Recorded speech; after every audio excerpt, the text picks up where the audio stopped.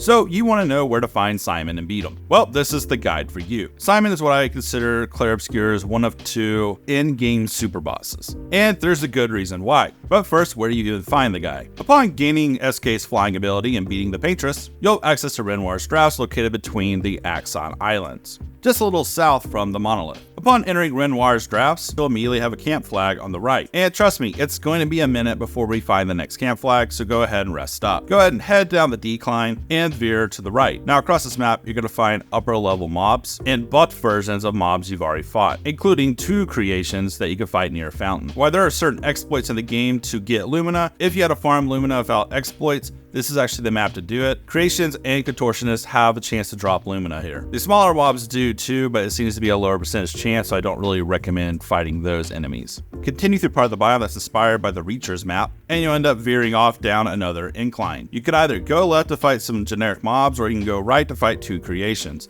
I recommend fighting the creations if you're confident enough. Again, this is a good place to farm Lumina if you are not using any exploits. Upon going left or right, you'll be met with a creation of Contortionists at the end of the route.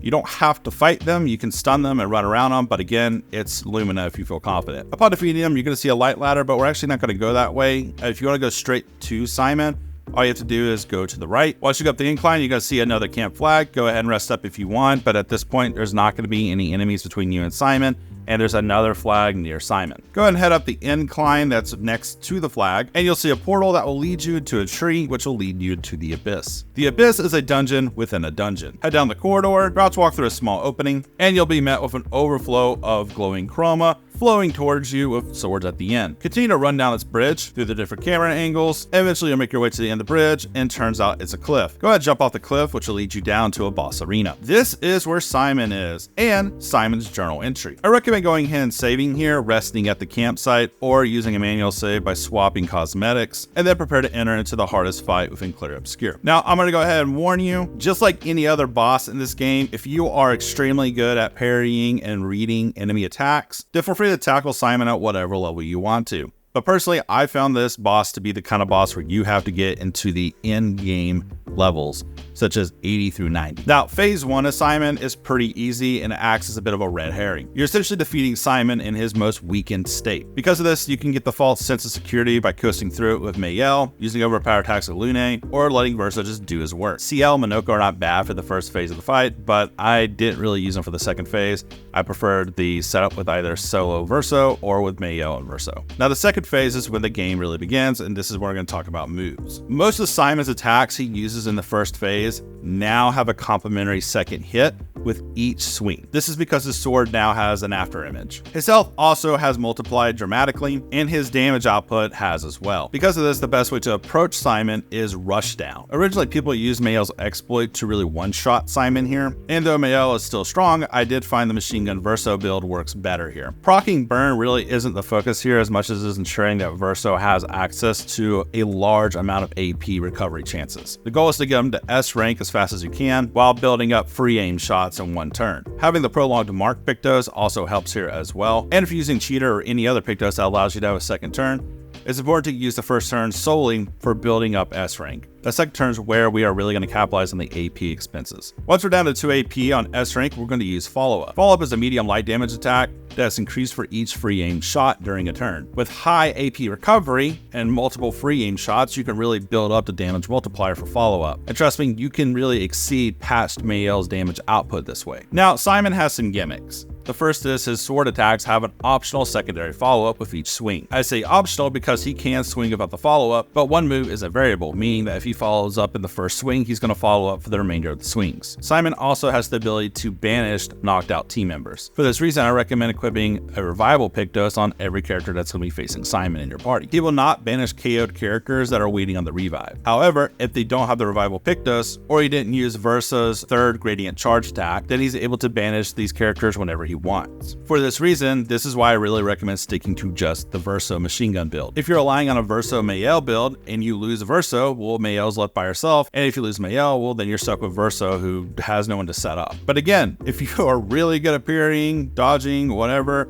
and you just feel like you can tackle it and not worry about that, more power to you. Now, as you do damage to Simon, he's going to change some things up. An additional attack Simon has to watch out for is he has the ability to drop a character's HP down to 1. If you're running a survival build, this is a bit alarming for you because you want to have high HP, though at this point, I really recommend just optimizing for damage output. Again, we want to rush Simon down as quick as we can. And lastly, for his basic attacks, he has the ability to absorb shield. For this reason, I recommend just taking off any kind of Pictos or weapon that generates a shield. We don't want Simon having mulligans against damage. Now, as you go through the fight, there's about 3 different phases to this last stage of Simon. The first third is going to be his upgrade attacks and his ability to banish people. Once you get to the middle, he's going to start reducing your character's health down to 1. And finally, the last third is what I consider the nightmare phase. You really don't want Simon to have a turn at all in this last third, because in the last third, Simon has a move where he can freely banish the whole entire active expedition party fighting him. This makes it extremely important to either one, know that your backup team is going to be good to go here to go ahead and clean up the fight, or 2, again, do not let Simon have a turn. Now, you can break Simon. In the first phase, this break meter is actually pretty easy to build up. In the second phase, it's also not horrible to build up, but due to Simon's overall speed and his ability to take several turns in one rotation, breaking him isn't really enough to be a main priority.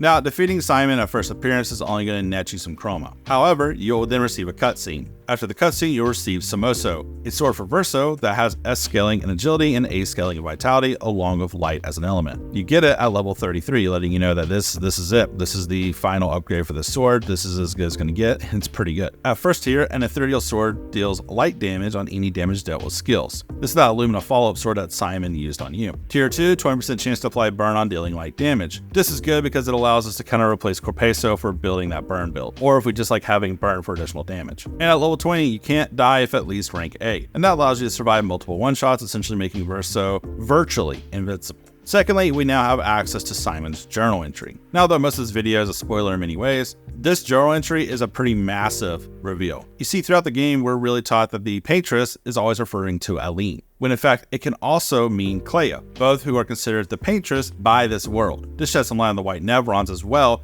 since they often refer to the Paintress, but really they're referring to Clair, their creator. We also find out that Simon and the Painted Clair knew each other. And here are references that the real Clair corrupted the Painted Clair, locking her away in her workshop. It's a bit of a tragic story about how Simon was manipulated by the real Clair, thinking that it was the Painted Clair, and trying to help her. And there you go, congratulations. You have been one of the 2 post-story in-game super bosses. If you're curious about what the other one is, I would consider it the Painted Love. Those are the 2 in-game super bosses, in my opinion.